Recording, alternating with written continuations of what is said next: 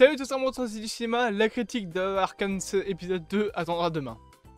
Parce que déjà on va rattraper le retard des trailers de hier avec Furiosa. En plus il y a l'épisode 2 de X-Men qui va sortir en termes de critique. Et il y a normalement le trailer de Beetlejuice 2 qui sort également aujourd'hui.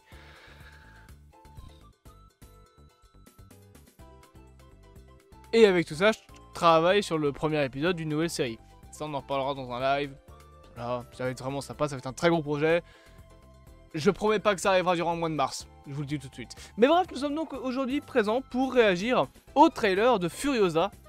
Donc ce fameux préquel, slash suite, slash spin-off à Mad Max. Voilà, Furiosa, c'est très bien comme ça. Un film que j'attends un peu, mais bien que c'est aussi que j'ai plus beaucoup au cinéma, parce que déjà j'ai plus beaucoup le temps d'aller au cinéma. Et l'argent en fait, hein, YouTube ça paye pas encore assez, et que j'ai d'autres trucs à payer, donc malheureusement voilà, j'ai pas le temps ni l'argent d'aller au cinéma, ce qui est d'ailleurs la raison pour laquelle les trois quarts des critiques aujourd'hui c'est soit des critiques de séries, soit des films sortis il y a 10 ans, mais du coup ce film là peut-être que j'irai le voir pour le coup, Warner Bros si vous me voyez, invitez-moi à l'avant-première, non j'y connais jamais ils font ça, bref on va bien évidemment pas perdre plus de temps, on est parti pour réagir à tout ça, let's go.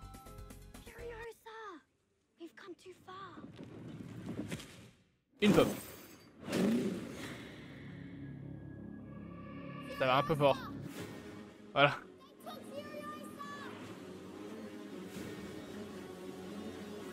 From Mastermind George Miller. As a child, my world was forever changed.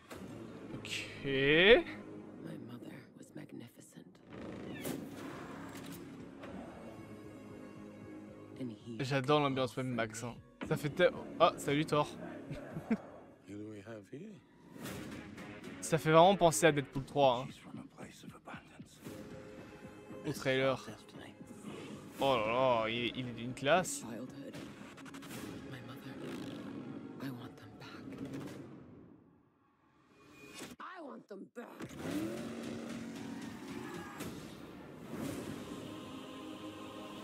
Anya Taylor-Joy. However long it takes, promise you'll find your way home. Protect the green place. Oh, c'est stylé.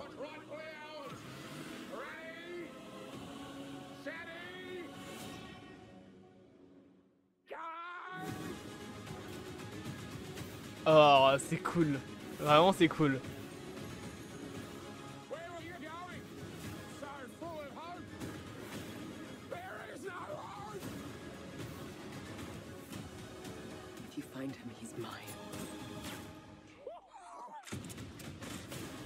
Ok.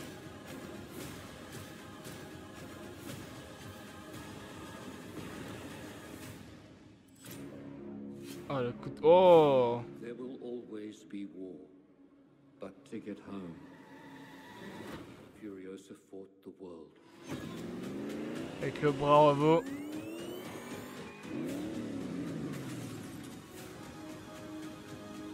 Ok, j'aime beaucoup la photographie. Furiosa Mad Max Saga. Ok, franchement c'est cool. En mai 2024. J'allais dire que c'était le mois prochain, mais non. Eh ben ça m'a l'air plutôt cool. Voilà, un petit film d'origine story. Ça a l'air intéressant. Écoutez, donc ce que je voulais vous dire. Alors, il y a une vibe fortement Seigneur des Anneaux au début du trailer avec cette pomme, cette tenue. Qu'est-ce que c'est que ça? Genre, où est-ce qu'ils sont? C'est quoi ce monde? Pourquoi il... Enfin, c'est où? Qu'est-ce que c'est que ce bordel? Il y a vraiment une vibe, je sais pas pourquoi ça me rappelle. J'allais dire World of Warcraft, mais ouais. Ça me rappelle une ambiance World of Warcraft. Ça n'a rien à voir, mais voilà. Sinon, franchement, il y a un très très beau travail sur la photographie du film, je trouve. Alors, j'aime beaucoup ce plan. Ça c'est typique des nuits américaines au cinéma. Alors, vous savez hein, que la nuit, il fait noir. Okay. Mais au cinéma, il y a un type de nuit bien précis que certains utilisent, qui sont souvent des nuits complètes. Le problème c'est qu'une nuit complète, le principe d'une nuit complète, c'est que tu vois rien. Et pour filmer une scène épique ou une scène tout court, dans une scène où tu ne vois rien, dans un film d'horreur ça passe, alors on utilise des véritables nuits, mais souvent on utilise un éclairage bleuté, qui fait un peu effet nuit, mais c'est pas vraiment ça. Genre ça par exemple vous voyez à l'écran c'est pas la nuit ça c'est la lune à la limite hein. Mais en fait ce genre de nuit qui est fortement utilisé au cinéma, qui sont utilisés pour représenter des nuits complètes mais on est censé quand même voir quelque chose sinon voilà tu vois rien, on appelle ça des nuits américaines. Parce que c'est beaucoup de cinéma américain qui utilise ça. En France ou en Belgique par exemple pour un film si tu veux une nuit complète tu vas faire une nuit complète et tant pis t'éclaires avec une lampe torche dans ton scénario pour expliquer. Et parfois, t'as d'autres films, bien évidemment, qui vont pas avoir la nuit américaine. D'ailleurs, en vrai, la nuit américaine, ça c'est de moins en moins. Hein. Mais on utilise de plus en plus les nuits normales. Par exemple, dans The Batman, c'est des nuits complètement noires. Mais le problème, c'est que la plupart des films ont toujours des légers éclairages pour montrer les personnages. Soit on a dans le scénario une lampe torche, on a parfois, je sais pas, on peut aussi avoir un briquet. C'est toujours une source de lumière, ou alors c'est la lumière de la lune. Et en fait, la nuit américaine, c'est la représentation de la lumière de la lune. Qui fait une espèce de lumière bleutée comme ça, que parfois on utilise. Dans le film Resident Evil Welcome to Raccoon City, il me semble qu'il y a une scène où on utilise la lumière américaine.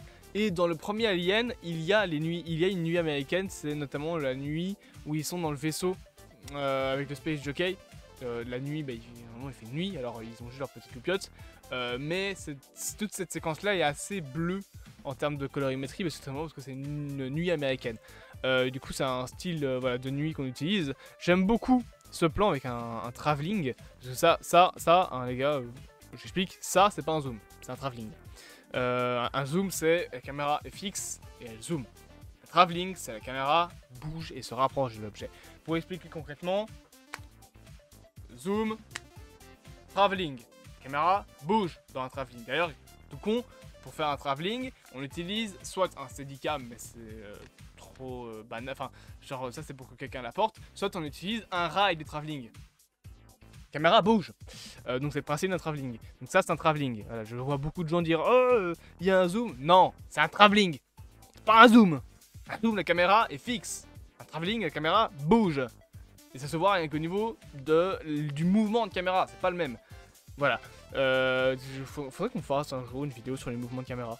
Ça, c'est aussi un travelling. Ça, c'est un travelling. La caméra fait un mouvement. Voilà. Mais donc, c'était un trailer en soi que j'aime plutôt bien. Alors, je sais pas vraiment l'histoire de la mer, ce que ça va raconter. Juste cette ambiance-là qui me rappelle fortement le trailer de Deadpool 3. Je pense qu'honnêtement, Deadpool 3 s'est inspiré de Mad Max, hein, clairement. Ça se sent que ça s'est inspiré de Mad Max. Mais donc, j'espère que cette petite vidéo... Oh, mon clap. Je l'ai perdu. Que cette petite vidéo vous aura plu, bien évidemment. N'hésitez pas à vous abonner, à partager, à liker, à commenter. Et on se dit à bientôt pour de prochaines aventures.